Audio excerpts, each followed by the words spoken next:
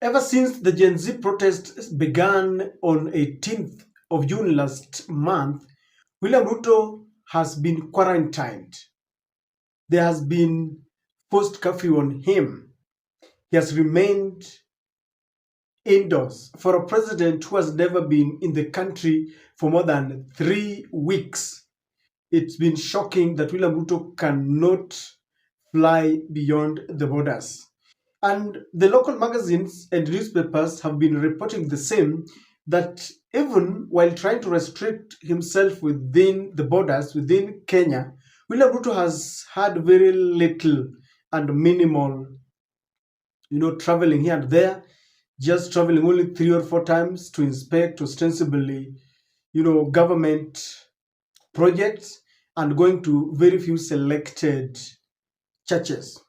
So after this report went round, the NIS quickly advised Ruto to walk around to instill confidence that everything is okay, despite the fact that Gen Zs have really cornered him into a corner.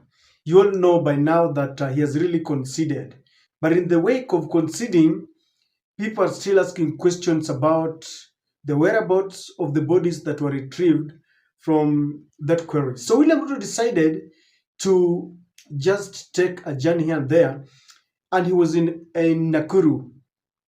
He chose Nakuru because Nakuru is cosmopolitan. It is a place that voted for William Samoei Ruto. It is a place that embraced William Ruto and Susan Kihika. But then we should also not forget that it is in Nakuru where Susan Kihika had also been heckled. And most of these governors are Ruto's henchmen and women. So William Ruto went there, and notably, that is where he launched an attack into the Ford Foundation, the NGO, the American linked NGO, which he accused of trying to infiltrate the Gen Z's, or rather sponsoring Gen Z's protest by giving a lot of money in order to oster him, a coup sort of. And then he wanted to rally Gen Z's, and he was invoking patriotism within them, because he was telling them, do not allow yourselves to be used by people who do not want peace. They want to turn our country into anarchy. Now, in many of the rallies that I've seen people attend, there are three categories of people. There are people who don't love William Ruto, but they just want to go and see him. Others just want to see this guy who can lie without blinking. This man who can even quote Bible verses. Others still love him, but I know very few people. Others would go there and they're just quiet. Others would keep off. Others would want to heckle him. So as he was speaking, some people, of course, resonated with him. I don't know whether they were just trying to make him feel happy. But there is this one Gen Z who decided that he was not going to massage William Samoei Ruto. So as William Ruto was speaking, he single-handedly intimidated William Samoei Ruto. And he reminded William Samoei Ruto that we have a date tomorrow. We must occupy CBD. Because one of the reasons why William Ruto went just to check around was to try to gather momentum and just try to understand the mood of the people. Because according to him, by withdrawing the finance bill and revoking the cabinet and resignation of the inspector general, he thinks that that is enough. But it's not, because even Raila Amolo Odinga was told, you try getting into a handshake, we will greet you. So this boy decided to put William Ruto where he belongs. And I want you to listen to him before we try to dissect this. Watu wafanye nchi yetu iwe ni nchi ya kupigana, ya kuharibu mali na ya fujo. Hiyo ni kelele unatuambia. Tutaweka amani sisi wote. Kesho tuko na wewe. Wangapi wanasema tuweke amani katika taifa letu la Kenya? Kesho tuko na wewe. Ni sauti ya Nakuru. Kesho tuko na wewe. Nakuru wamesema hatutaki fujo.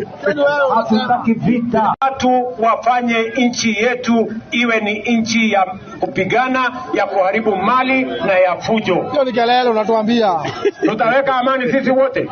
Kesho tuko na wewe. Wangapi wanasema tuweke amani katika taifa letu la Kenya? Kesho tuko na wewe. Ni sauti ya Nakuru. Kesho tuko na wewe. Nakuru wamesema hatutaki fujo. Hatutaki vita. Please subscribe to our channel if you're watching us for the first time and click the notification bell. You can give this video likes. When you give this video likes, you really promote it in a very special way, and I want to thank you for your continued support. Ladies and gentlemen, I want us to look at 3 things that you could have noticed in that Nakuru rally. Number 1, the presence of the police, the presence of the security. You know how fast things do change. Politics is very dynamic.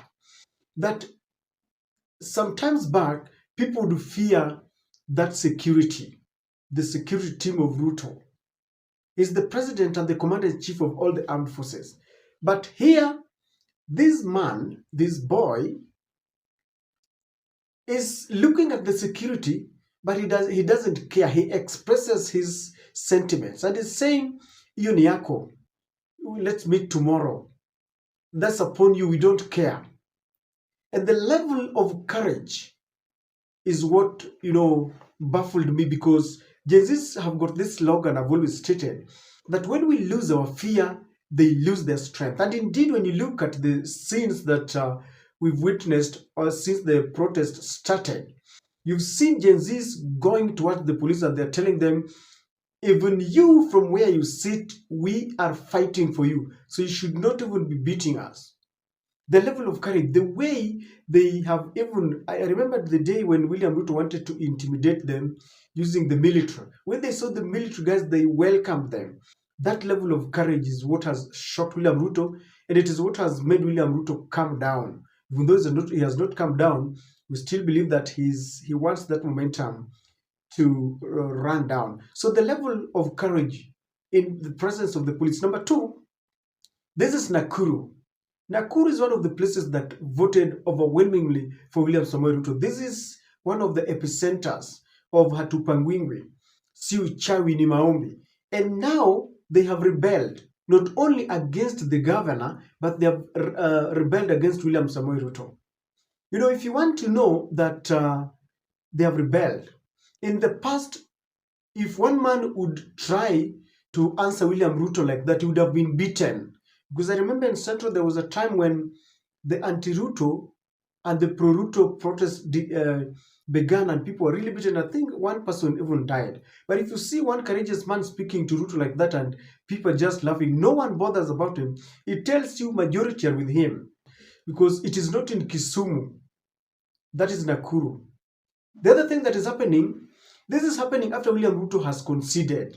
Remember, the reason why William Ruto felt that he must walk freely is because he has really conceded a lot. And he feels that by the resignation of the Inspector General, by kicking away all the CSS, the cabinet secretaries, and by suspending the finance bill and promising many austerity measures, that people would embrace him. But you see, these kind of noises are still happening despite him, succumbing to most of this. And this is really serious because William Ruto doesn't know what to do. So what does this say about Gen Zs? They are never getting tired. In fact, in the words of the late Otieno Kajwang, the former Homa Bay senator, we are not cooling down. In fact, it might get hotter. That is what the Gen Zs are saying. Aluta continua, we must and shall overcome. So they are not cooling down. Even if William Ruto is trying to buy time so that the momentum can come down, they are not coming down. There are people who were just killed the other day, and they are not sitting down, they are not resting. And they want to ensure that they continue with the demonstrations and the protests until number one, justice is done, because they are saying, yes, William Ruto, you want dialogue, you are begging for it. But what about our people who died? Is there justice for them? The killer cops are walking freely, scot-free in the country. The Inspector General, apart from his resignation, he's still there, yet he was in charge when people were being killed. The cabinet secretaries, they feel, was a bunch of corrupt men and women who should be charged.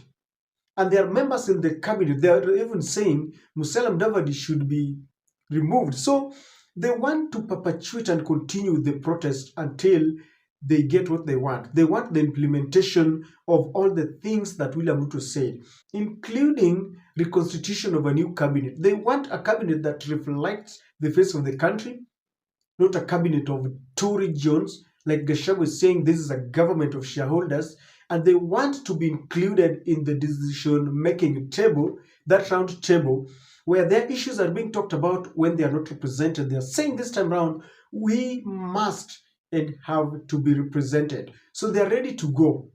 They are not afraid of the bullets, because this is also happening at a time when they have also been killed. The government has tried to intimidate them. The DCI is using some archaic methods of how do you even cheat Kenyans that those police. I don't want to get to that. But ladies and gentlemen, this group is determined. They are not. This young man is just an epitome of real anger, real rage, and real courage. William Ruto will have to contend with this. They have told William Ruto, we are not our parents. You cannot be telling us things and we get into negotiations and things cool down. With us, it is hotter by the day. William Ruto has tried to, the government has tried to infiltrate their demonstrations, their protests, a very peaceful protest, with some goons to blame them, to justify banning the demonstrations, and even to justify shooting. But they're saying, we are not going to give up. So, ladies and gentlemen, what do you think about that boy? The fear is gone, and they are not massaging anyone. What do you think about that boy? Kindly share with me in the comment section.